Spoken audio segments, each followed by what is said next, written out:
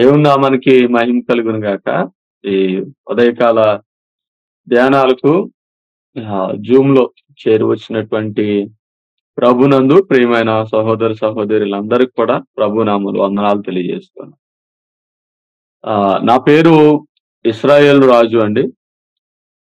పశ్చిమ గోదావరి జిల్లా తాడేపల్లిగూడెం మండలం జగన్నాథపురం గ్రామం మాది. ఇక్కడ బ్రదర్ కృష్ణ అసెంబ్లీలో దేవుని సేవకునిగా నేను కొనసాగుతూ ఉన్నాను. దాదాపు 105 సంవత్సరాలు గా ఇక్కడ పరిచర్య జరుగుతుంది. సంఘం స్థాపించబడి మా తాతయ్య గారు, నాన్నగారు సేవకులుగా వారు సేవ చేశారు. తరువాత నేను నా ఇంటర్మీడియేట్ అయిపోయిన తర్వాత దేవుని సేవ నిమిత్తమైనటువంటి పిలుపు నాకు కలిగినప్పుడు నేను హైదరాబాద్‌లో ఉన్నటువంటి భారత్ బైబిల్ కాలేజ్‌లో యొక్క థియలాజికల్ స్టడీస్ కోసం నేను వెళ్ళాను. దానికంటే ముందు నా 10వ తరగతి అయిన తర్వాత నేను కొంత తప్పుడు దారి పట్టాను. దేవుని సేవకుని కుమారుడిగా ఉన్నప్పటికీ కూడా లోక స్నేహాలు, లోకస్తులతో కలిసి ఉండడం, కొన్ని చెడు అలవాట్లకు గాని, సహవాసాలకు గాని బానిస అవ్వడం అనేది జరిగింది. ఆ సమయంలోనే ప్రభు మా గ్రామంలోనే జరుగుతున్నటువంటి సువార్త సభల్లో తన వాక్యం ద్వారా మాట్లాడి ఆయన రక్షించుకున్నారు. యోహాను మొదటి పత్రిక 2వ అధ్యాయము 15వ వచనంలో ఈ లోకంలో ఉన్నదంతయు శరీరాశ, నేత్రాశ, జీవపు డంబము లోకం వలన దేవుని వలన కలిగినది కాదు. దేవుని చిత్తం నెరవేర్చువాడు నిరంతరం నిలుస్తాడు అని ఇదైతే దేవుని లేఖనాల్లో మరి దేవుని సేవకులు మాట్లాడుతుండగా నేను కదిలించబడి నేను దేవుని నిమిత్తం అప్పగించుకున్నాను. ఆనాడు రక్షించబడ్డాను. అయితే ఈ పిలుపు నాకు నేను 10th క్లాస్ చదువుతున్నప్పుడే కలిగింది. ఆ సమయంలో నా స్నేహితులు కొంతమంది నన్ను వెనక్కి లాగారు. తద్వారా 2 సంవత్సరాలు నేను వెనకబడడం మాత్రమే కాదు, పాడైపోవడం. మరలా అదే పిలుపు, అదే వాక్యంలో నుండి సేవకులు మరలా నా ఇంటర్మీడియేట్ అయిపోయిన తర్వాత మరొకసారి ఆ వాక్యం చేత దేవుడు నన్ను దర్శించినప్పుడు నేను ఇక ఆలస్యం చేయక తీర్మానం చేసుకుని దేవుని యొక్క పని చేయాలి అనేటువంటి పిలుపు నాలో కలిగింది. వాస్తవంగా సేవకులన్నా నేను ఇష్టపడేవాడిని కాదు. ఎందుకనంటే మా నాన్నగారు సేవలో ఎన్ని కష్టాలు వారు పడ్డారో నేను చూశాను. పైపెచ్చి నేను తిట్టేవాడిని, మీరు ఈ బ్యాగ్లు వేసుకుని వెళ్ళి అన్ని ఎందుకు ఈ జీవితం, నేను ఉద్యోగం చేసుకుని బ్రతుకుతాను, మీలాగా నేను ఉండాలనుకోవట్లేదు అని నేను చెప్పేవాడిని. మా నాన్నగారు కూడా ఎప్పుడు సేవ చెయ్యాలి అని గాని, సేవ గురించిన ప్రోత్సాహం గాని నా మీద ఎప్పుడు ఒత్తిడి తీసుకురాలేదు. కానీ ఎప్పుడైతే ప్రభు నా జీవితంలో మార్పును తీసుకుని వచ్చారో అప్పుడే నాలో ఆయన సేవ విషయమైనటువంటి పిలుపు కూడా ఆయన కలిగించారు. కనుక వెంటనే నా అంతట నేనే మా నాన్నగారికి చెప్పాను, డాడీ నేను బైబిల్ కాలేజ్‌కి వెళ్ళి చదువుకుంటాను, వాక్యం తెలుసుకుంటాను అని.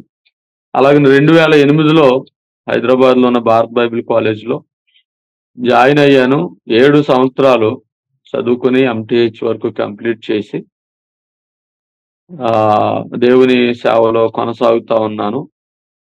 2015 నుండి మా నాన్నగారితో కలిసి కొన్ని సంవత్సరాలు పనిచేశాను. 2019లో వారు ప్రభు సన్నిధికి వెళ్ళిన తర్వాత స్థానిక సంఘ పెద్దలు సహకారులుగా ఉండి ఆ పరిచర్యను కొనసాగించడం జరుగుతా ఉంది. కనుక ఇక్కడ జగన్నాథపురంలో బేతేలు క్రిస్టియన్ అసెంబ్లీలో సేవ చేస్తూనే దగ్గరలోనే ఈ మధ్యన జగన్ ఇచ్చినటువంటి కొత్త గృహాలు ఏవైతే ఉన్నాయో అక్కడ కొద్దిమందిగా నూతన పరిచర్య కూడా అక్కడ కూడుకుని ప్రారంభించడం జరిగింది. కొవ్వూరు దగ్గర ఔరంగాబాద్‌లో కూడా మా మావయ్య గారు, నా భార్య తండ్రి గారు వారు సేవకులే. కానీ ప్రభు పిలుపు అందుకుని వెళ్ళిన తర్వాత అక్కడ పెద్దలతో కూడా కలిసి వాక్యం అందించడానికి వెళ్తూ ఉంటాను. కనుక ఇది పరిచర్య వివరాలు.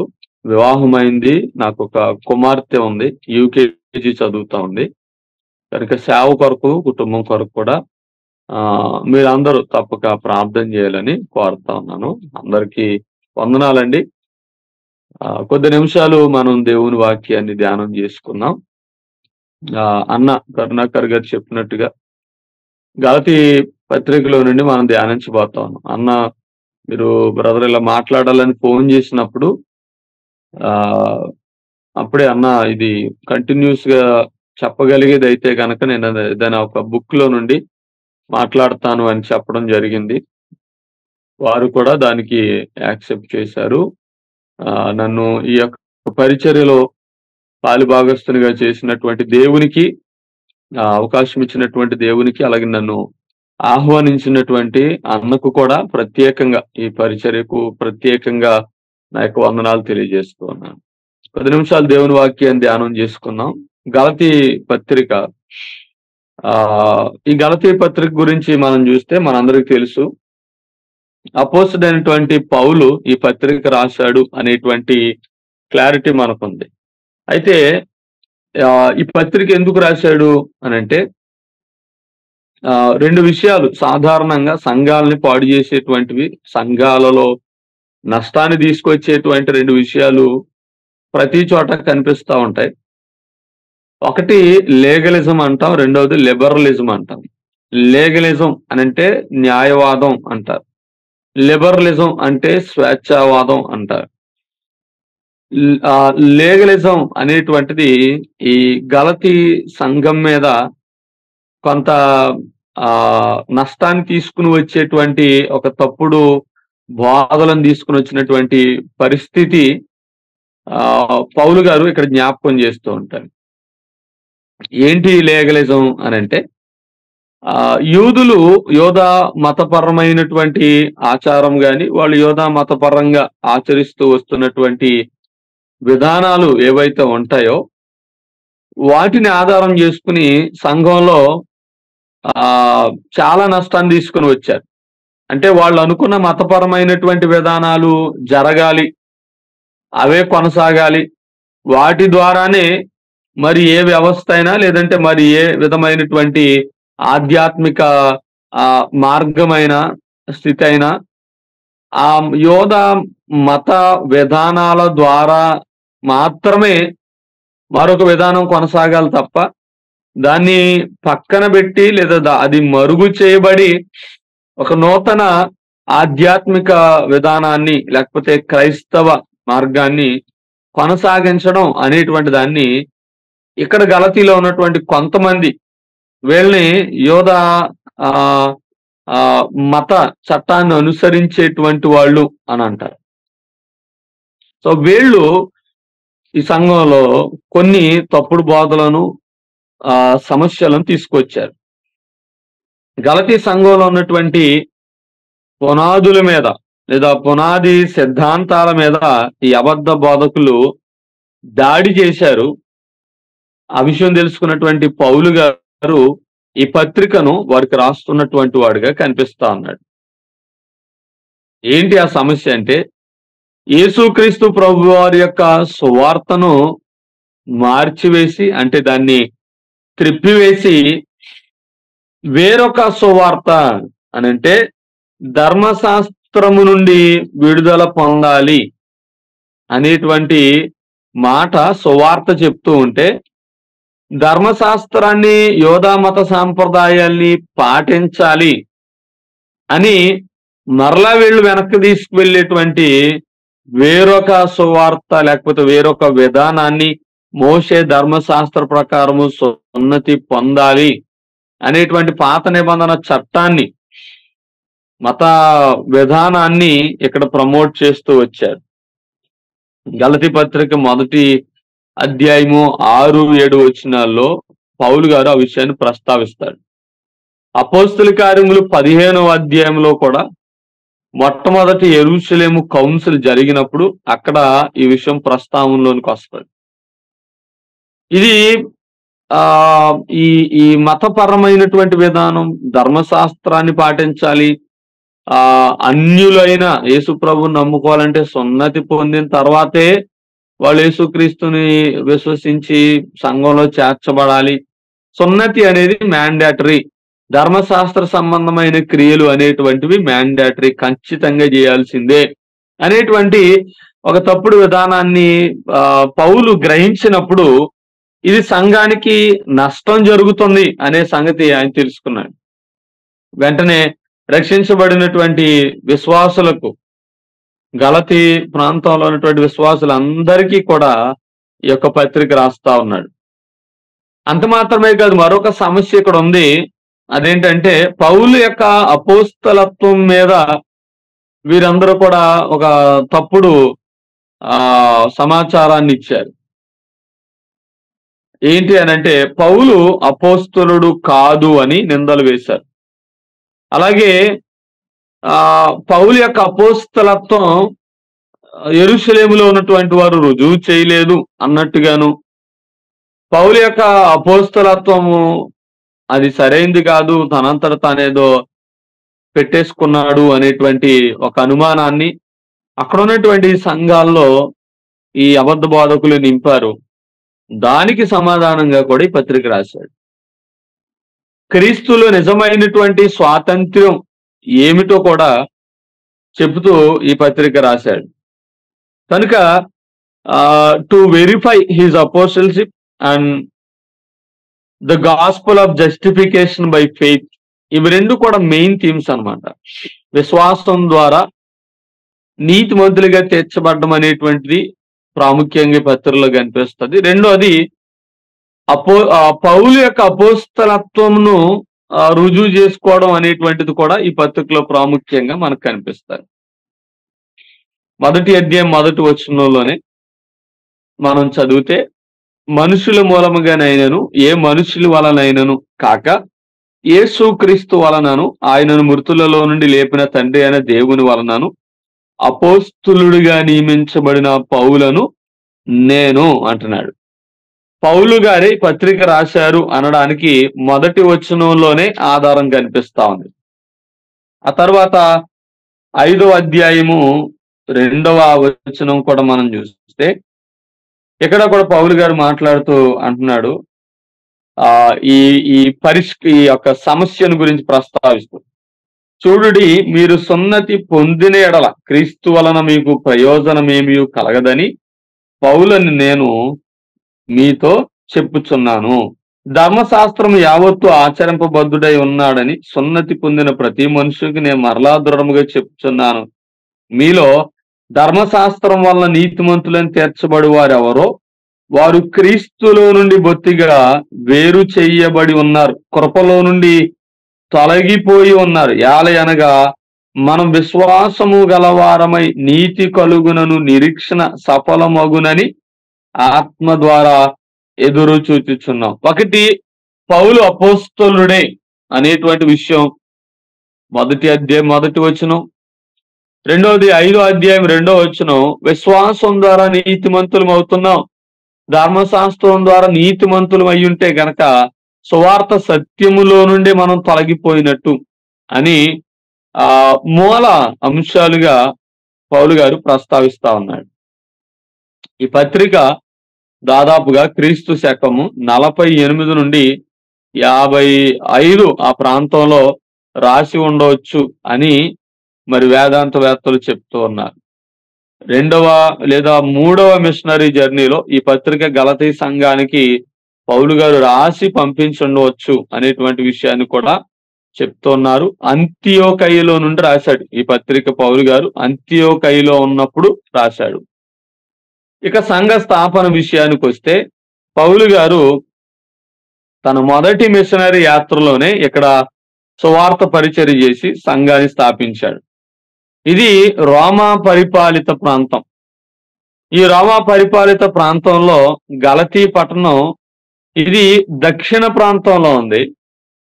ఈ దక్షిణ ప్రాంతంలో ఉన్నటువంటి ఈ ప్రజలు లేదా ఈ గలతీయులు వీరు బాగా ఎదిగారు. ఎంతగా ఎదిగారు అని అంటే పరిపాలనలో కూడా, రోమా ప్రభుత్వ పరిపాలనలో కూడా వీళ్ళు ముఖ్యులుగా, పరిపాలనలో భాగస్థులుగా ఒక స్థాయికి ఎదిగారు. అంతగా వీళ్ళకి అక్కడ పట్టుంది.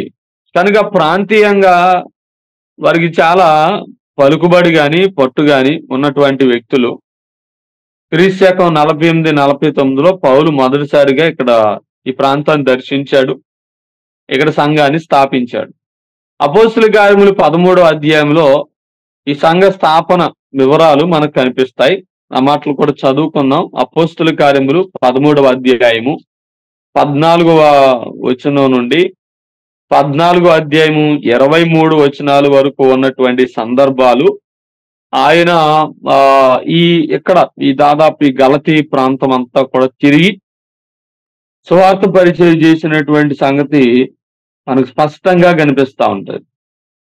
మొదట తన పరిచర్య ప్రారంభించి తను వెళ్తూ ఉన్నప్పుడు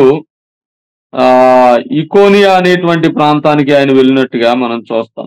14వ అధ్యాయము మొదటి వచనం నుండి చదువుదాం. ఈకోనియాలో జరిగినదేమనగా, వారు కూడి యూదుల సమాజ మందిరంలో ప్రవేశించి తేటగా బోధించినందున అనేకులు యూదులను గ్రీసు దేశస్థులను విశ్వసించిరి. ఇక్కడ సువార్తను పౌలు గారు చెప్పినప్పుడు విశ్వసించిన వారు కనిపిస్తా ఉన్నారు. ఈయన లొక్కలోనియా అనేటువంటి పట్టణము, అక్కడ నుండి లుస్త్రా, దెర్బే, ఇలాగున ఈకోనియా, ఈ ప్రాంతాలన్నీ కూడా కలిసి పరిచయం చేశాడు. 14వ అధ్యాయం 12వ వచనంలో మనం చూసినట్లయితే ఇక్కడ ఒక విషయం మనకు కనిపిస్తుంది చూడండి. 11, 12 కలిసి ఉన్నాయి. జన సమూహములు పౌలు చేసిన దాన్ని చూచి లుకయోనియా భాషలో, దేవతలు మనుషు రూపము దాల్చి మన యొద్దకు దిగి వచ్చి ఉన్నారని కేకలు వేసి, బర్నబాకు ద్విపతి అనియు పౌలుకు ముఖ్య ప్రసంగి అనియు, ఆ ముఖ్య ప్రసంగి అయిన అందున అతనికి హెర్మే అనియు పేరు పెట్టి వాళ్ళకి ఒక పూజ చేయాలని కూడా చూశారు. అంటే ఇక్కడ ఉన్నటువంటి ప్రజలు పౌలును బర్నబాగును దేవుడిగా చూశారు. సో వీళ్ళు దేవుడిగా చూసిన వాళ్ళు మాత్రమే కాదు, వాళ్ళు కొట్టాలని చూసినటువంటి వాళ్ళలో కూడా ఈ ప్రజలు ఉన్నారు. ఆ సువార్త అంగీకరించారు. కానీ 14వ అధ్యాయం 2వ వచనం మనం చూస్తే, అవిధేయులైనటువంటి యూదులు అన్యజనులను పురుకొల్పి వీళ్ళ మీద పగ కలిగేలా చేశారు అనేటువంటి మాట కూడా ఇక్కడ మనం చూస్తాం. కనుక 2 రకాల మనుషులు ఉన్నారు. వీళ్ళు సువార్త చెప్తా ఉంటే వీళ్ళ మీద రాళ్లు వేసినటువంటి పరిస్థితులు కూడా ఈ ప్రాంతంలో చూస్తాం. 19వ వచనం, 14వ అధ్యాయం 19వ వచనం చూస్తే, అంతియోకయ నుండి, ఇకోనియా నుండి యూదులు వచ్చి జన సమూహములను తమ పక్షము చేసుకుని పౌలు మీద రాళ్ళు రువి అతడు చనిపోయాను అనుకుని పట్టణము వెలుపలికి అతనిని ఈడ్చిరి అనే మాట మనం చూస్తాం.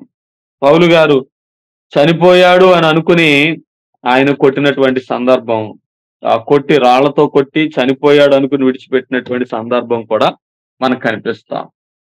13వ అధ్యాయము 14వ వచనం మనం చూస్తే, అప్పుడు వారు పెర్గే నుండి బయలుదేరి సిరియాలోనున్న అంతియోకయకు వచ్చి విశ్రాంతి దినమందు సమాజ మందిరములో కూర్చుండి ధర్మశాస్త్రమును ప్రవక్తల లేఖనములు చదివిన తర్వాత, సమాజ మందిరపు అధికారులు, సహోదరులారా, ప్రజలకు మీరు ఏదైనా బోధ చేయవలెనని ఉన్న ఎడల చెప్పుడని వారికి వర్తమానం చెప్పినప్పుడు పౌలు నిలబడి సైగ చేసి ఇట్లనెను. ఇక్కడ ఈ ప్రాంతంలో, ఈ అంతియోకయ ప్రాంతంలో ఇవన్నీ గలతీ, ఇవన్నీ కూడా కలిసి ఉన్నటువంటి పట్టణాలు, తన మొదటి మిషనరీ యాత్రలో వెళ్ళినటువంటి ప్రాంతాలు. సో ఇక్కడ ఈ 13వ అధ్యాయం 14వ వచనం నుండి మనం చదువుకుంటూ వెళ్తే 14వ అధ్యాయము దాదాపు చివరి వరకు కూడా ఈ గలతీ ప్రాంతంలో ఉన్నటువంటి పరిచర్య, తను ప్రారంభించినటువంటి పరిచర్య వివరాలు ఇక్కడ మనకు కనిపిస్తూ ఉంటాయి. ఇది క్లుప్తంగా ఉపోద్ఘాతం, పరిచయం, పత్రిక యొక్క పరిచయం. ఇక ప్రాముఖ్యంగా ఈ పత్రిక మూల అంశం ఏంటి అనంటే క్రీస్తులో స్వాతంత్ర్యం. మూల వచనం గలతీ పత్రిక 5వ అధ్యాయము 1వ వచనం. స్వాతంత్ర్యం అనేటువంటి మాట ఈ పత్రికలో 11 సార్లు రాయబడింది. 11 సార్లు రాయబడింది. ఈ పత్రిక విభజన మనం చూస్తే గనక మొదటి అధ్యాయము మొదటి 10 వచనాలు పౌలు గ్రీటింగ్స్ తెలియచేస్తూనే ఎందుకు పత్రిక రాస్తా ఉన్నాడో కారణాలు చెప్తా ఉన్నాడు.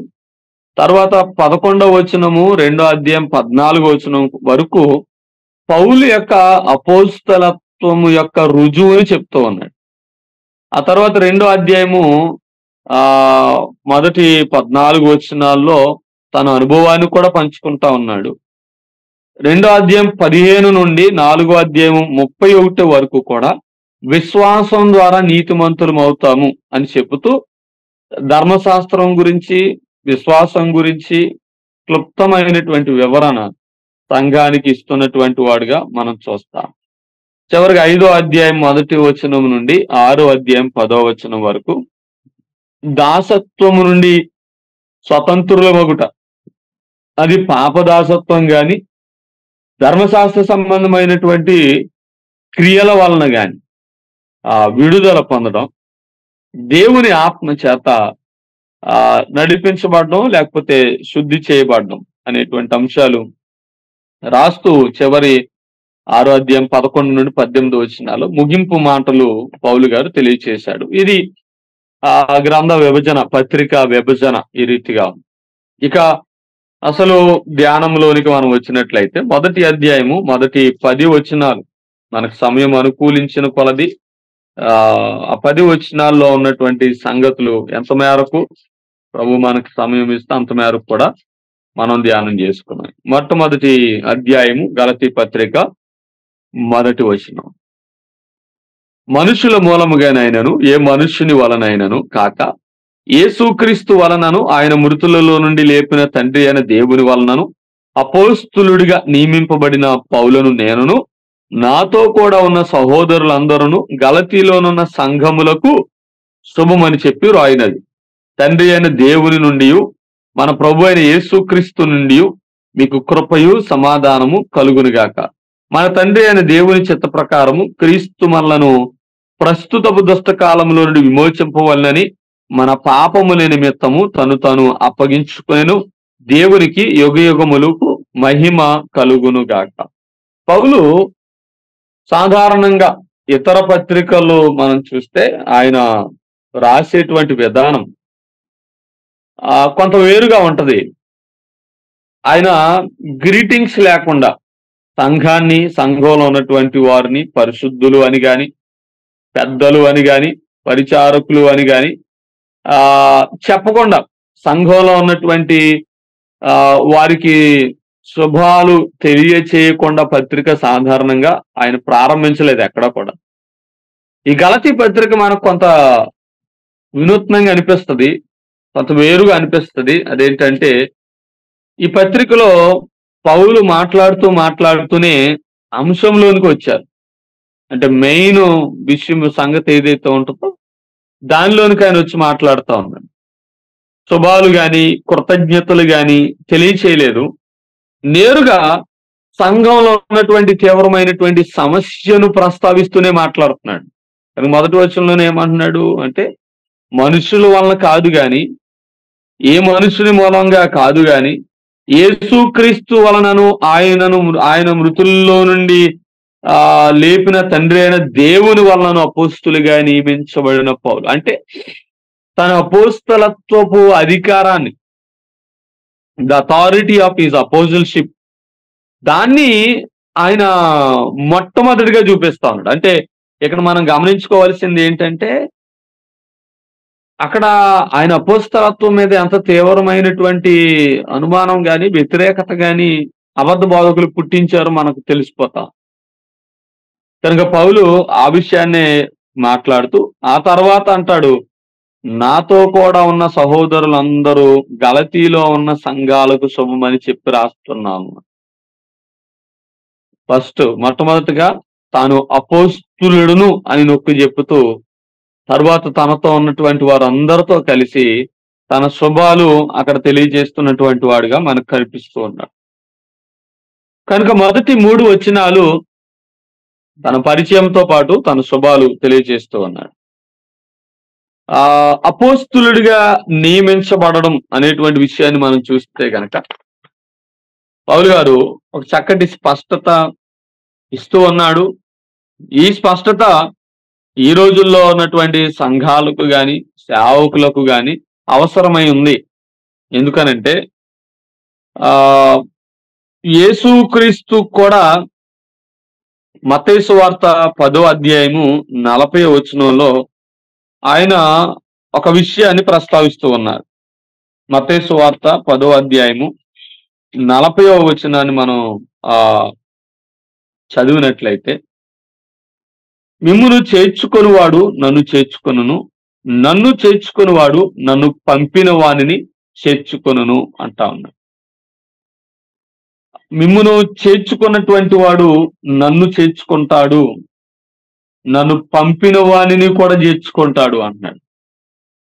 నన్ను పంపినవాడు అని అన్నప్పుడు ఆయన పంపబడిన వాడు అని అర్థం వస్తా ఉంది. పంపబడడం అనే మాట మనం చూస్తే గ్రీక్ లో అపోస్తలోస్ అని అంటారు. ఈ అపోస్తలోస్ అనేటువంటి పదం ఏదైతే ఉందో దానికి అర్థము పంపబడడం. యేసు ప్రభు వారు కూడా పంపబడినటువంటి వారు. పాత నిబంధనలో మనం చూస్తే అబ్రహాము పంపబడినటువంటి వాడు, మోషే వీళ్ళందరూ పిలవబడిన వారు, అట్ ద సేమ్ టైం పంపబడినటువంటి వారు. యోనాను దేవుడు నినివేకు పంపించాడు. సో దేవుని పరిచర్య నిమిత్తం పంపబడడం అనేటువంటిది దేవుని యొక్క ఉద్దేశం లేదా దేవుని పిలుపు, ఆ సేవా పిలుపు. కనుక పంపబడినటువంటి వాడు అని అర్థం వస్తూ పౌలు అంటున్నాడు, నేను దేవుని చేత పంపబడినటువంటి వాడను. నా మట్టుకు నేను నా అంతటి నేనేమి రాలేదు, దేవుని చేత పంపబడ్డాను. అపోస్తులు అంటే బిరుదు కాదు. చాలా మంది కూడా ఈ రోజుల్లో అదేదో బిరుదు అని అనుకుంటా ఉంటారు. అంటే దాని ఒక స్థాయి అని అనుకుంటున్నారు కదా. బ్రదర్ అని మనం అంటాం, అబ్బాయి లేదు అని ఇంకొక పేరు ఏదో పెట్టుకుంటారు. తర్వాత ఫాదర్ అంటారు కొంతమంది, తర్వాత బిషప్ అంటారు, తర్వాత ఇంకేవో రెవరెండ్లు అంటారు. ఇవన్నీ పేర్లు పెట్టుకుని ఇక లాస్ట్ స్థాయి ఏంటంటే, చచ్చిపోయే ముందు వచ్చే స్థాయి ఏంటంటే అపోస్తులు అని అంటా ఉంటారు. వాక్యం ఎరగని వారు.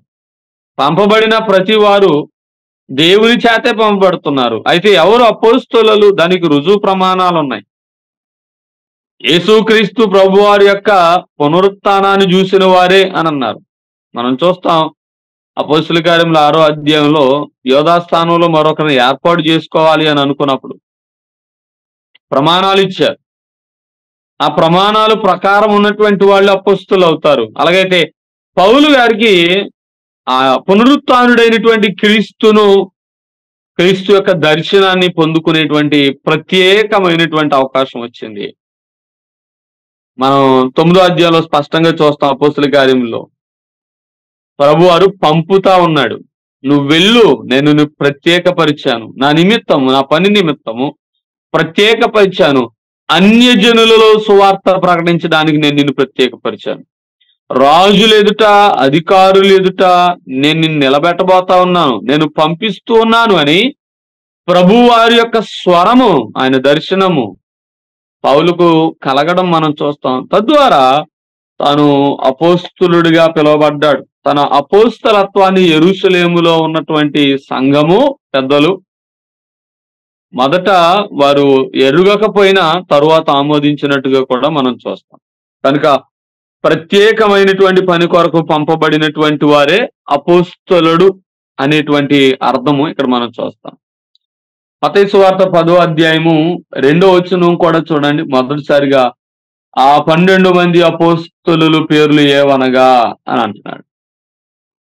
12 మందిని ప్రభువారు పంపారు కనుక ఆ 12 మంది పంపబడిన వారు అంటారు. మార్కు సువార్త 6వ అధ్యాయం 30వ వచనంలో కూడా అపోస్తలులు ప్రభు ఎన్నుకోవడం అనేది మనం చూస్తాం. ఆ తర్వాత అపోస్తుల కార్యములు 13వ అధ్యాయము 9వ వచనంలో పౌలు గారు అపోస్తులుడిగా అక్కడ ఆయన పిలువబడుతున్నటువంటి సందర్భాన్ని మనం చూస్తాం.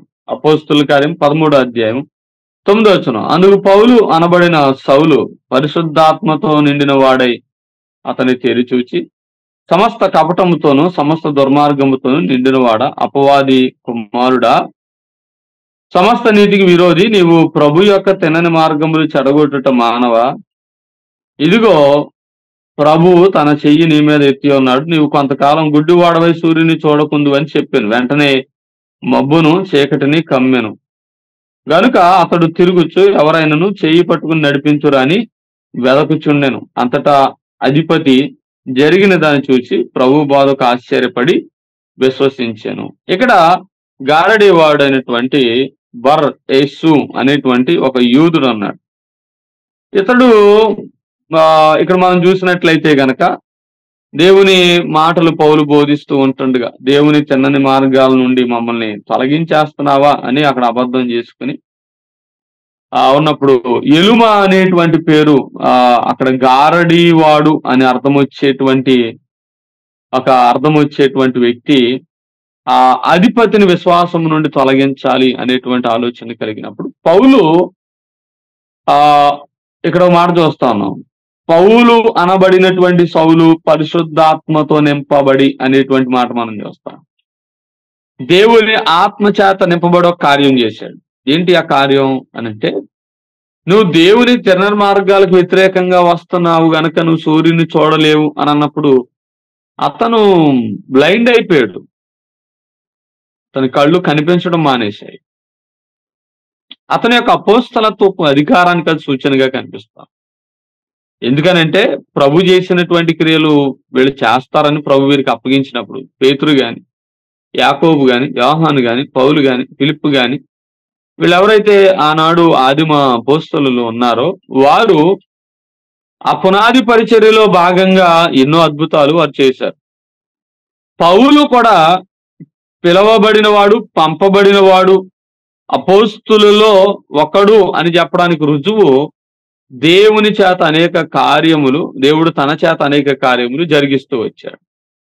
ఇవన్నీ కూడా తన అపోస్తలత్వానికి ముద్రగా, రుజువు ప్రమాణాలుగా ఉన్నట్టుగా మనకు కనిపిస్తాం. కనుక పౌలు అపోస్తలుడు అనేటువంటి విషయాన్ని మనం చూస్తాం. మనం ఈ అపోస్తుల కార్యముల్లో చూస్తే చాలాసార్లు పౌలు గారు అపోస్తులుడు అనేటువంటి మాట చేత పిలువబడ్డాడు. పత్రికల్లో అపోస్తులుడును అని చెప్పుకుంటూ వచ్చాడు. అయితే ప్రాముఖ్యమైనటువంటి విషయం ఆయన అపోస్తలత్వాన్ని ఆయన రుజువు చేయడం అని. 12 మంది అపోస్తుల దగ్గర లేదా యెరూషలేములోనో లేదా ఎవరో మనుషుల్ని నిలబెట్టి ఈయన అపోస్తులుడండి, ఈయన కూడా సేవకుడండి అని చెప్పేటువంటి పరిస్థితి పౌలు గారికి లేదు. అందుకని అంటాడు కదా, మనుషుల మూలముగానైనను ఏ మనుషుల వలనైనను కాక. ఆయన ఎలాగున దేవుని సేవ కొరకు పిలువబడ్డాడు అనేటువంటి విషయం ఇక్కడ చెప్తాడు. మనుషుల వలనైనను కాక. దాని అర్థం ఏంటంటే తాను దేవుని పరిచర్య కొరకు వచ్చినప్పుడు తన కొరకు ఎవరు ప్రార్థన చేసి నిలబెట్టలేదు అని కాదు. మనం అపోస్తుల కార్యములు 9వ అధ్యాయంలో ప్రభువు పిలిచినప్పుడు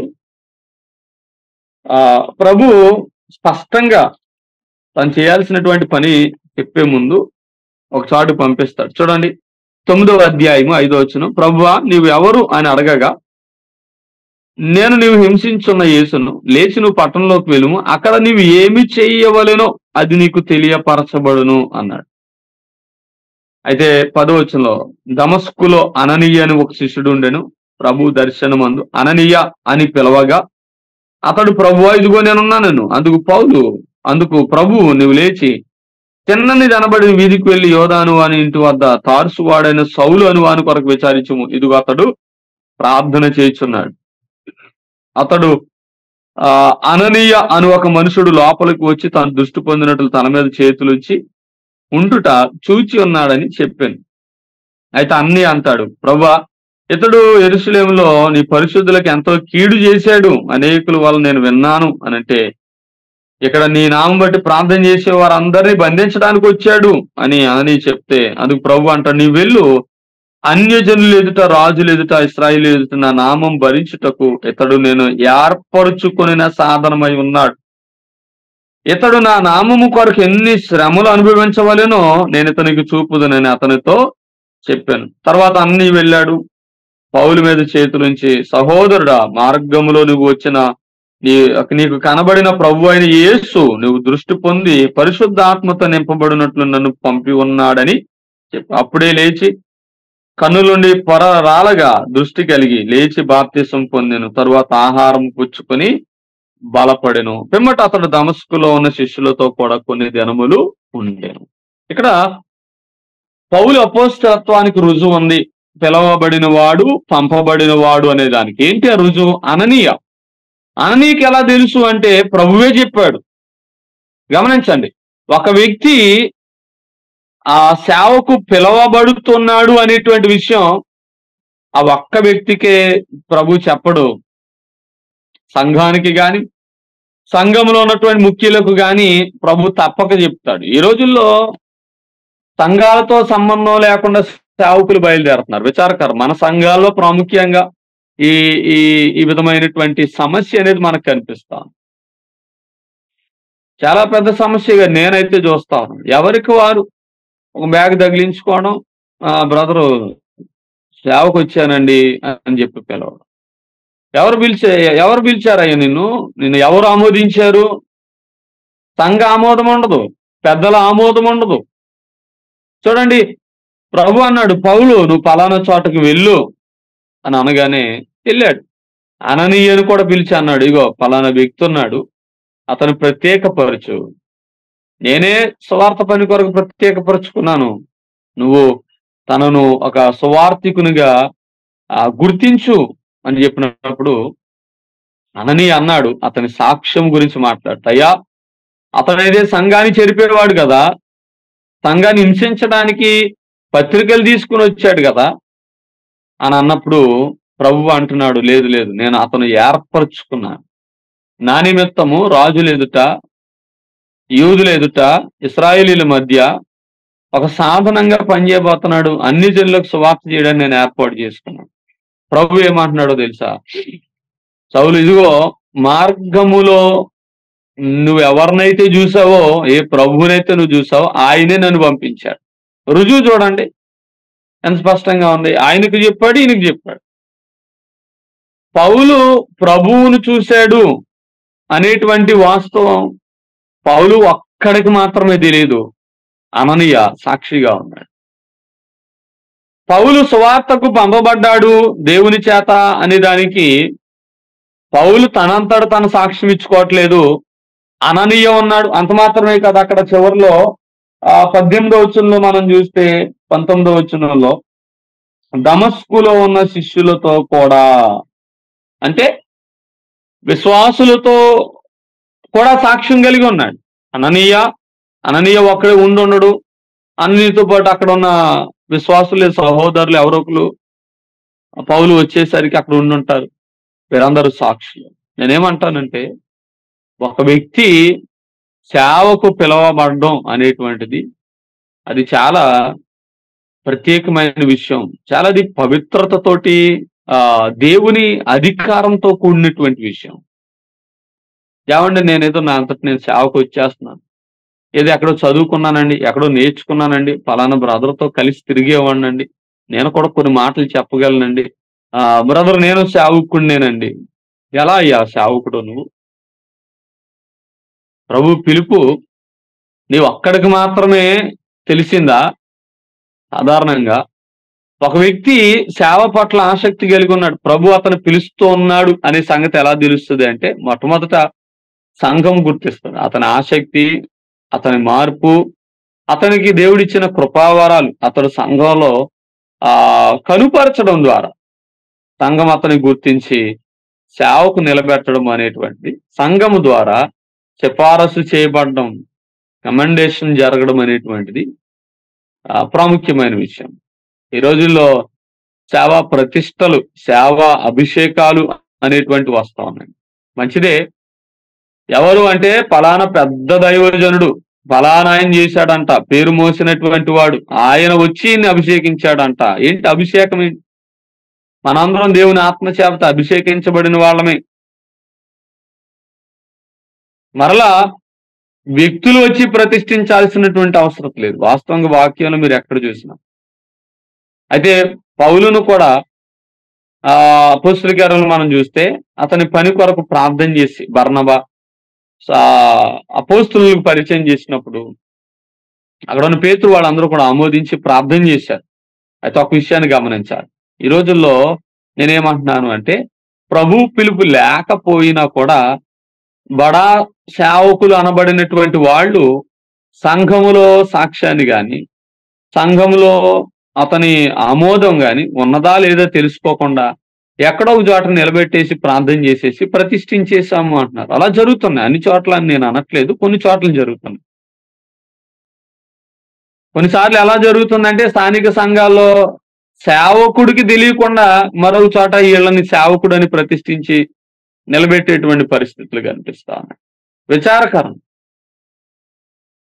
నేను అంటాను, ఎవరెవరో కాదు, ఒక వ్యక్తిని సేవ కొరకు నిలబెట్టాల్సింది, సేవకుడిగా ప్రకటించాల్సింది స్థానిక సంఘం. ఎవరెవరో పెద్ద సేవకులు వచ్చి, పేరు మోసినటువంటి వాళ్ళు వచ్చి మీటింగులు పెట్టి ఆ మీటింగులు ఈయన పెద్ద వ్యక్తి అండి అని చెప్పాల్సినటువంటి అవసరత లేదు. అననీయను ప్రభు పిలిచాడు, ఇదిగో ఫలానా ఇంటిలో ఉన్నాడు. ఎంత పెద్ద సభ పెట్టారు? సేవా ప్రతిష్ఠ సభలు అంటే ఎవరికి ఉపయోగం? ఎందుకు అంటే ప్రమోట్ చేసుకోవడానికి. ఆయన వచ్చి ఈయన ప్రమోట్ చేసి ఈయన వీళ్ళందరూ వాడుకోవాలి. ఈ విధానాలు సంఘాల్లోకి రావడం వాక్య వ్యతిరేకమే. పౌలు అంటున్నాడు, ఏ మనుష్యుని వలనైనను కాక, ఎంత స్పష్టంగా ఆయన మాట చెప్తున్నాడండి. ఏ మనుష్యుని వలనైనను కాదు, ఏ మనుష్యుని చేతను నేను పంపబడలేదు, మృతులలో నుండి లేపిన తండ్రి అయిన దేవుని వలనను యేసుక్రీస్తు వలనను నేను అపోస్తలుగా పంపబడ్డాను. కనుక ఎవరు ఏ వ్యక్తి కూడా అతనిని పిలిచి నిలబెట్టలేదు, ప్రభు పిలిచాడు. అయితే నిర్ధారణ ఉందా?